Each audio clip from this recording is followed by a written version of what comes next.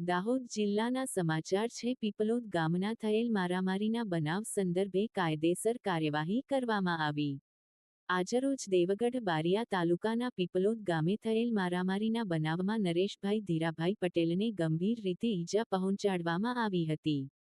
બનાવ બાદ હિન્દુ સંગઠન સેવાના આગેવાનોએ પીડિત રેબારી સામૂહિક હોસ્પિટલ ખાતે મુલાકાત લઈ તેમની તબીબી તપાસ કરાવી હતી.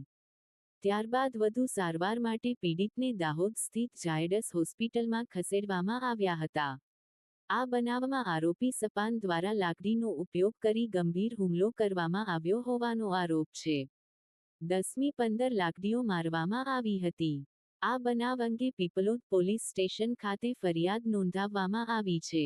એક પીડિત પટેલ નરેશભાઈ ધીરાભાઈને પણ ગેબી માર તથા લાકડી વડે ગંભીર રીતે મારવામાં આવતા તેમને તાત્કાલિક ઝાયડસ હોસ્પિટલ, દાહોદ ખાતે દાખલ કરવામાં આવ્યા છે, જ્યાં તેમની સારવાર ચાલી રહી છે.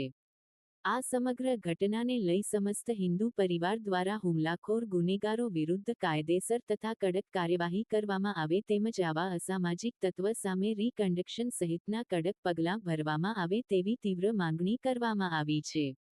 દિવ્ય ટુડે ન્યૂઝ સંજેલી દાહોદ.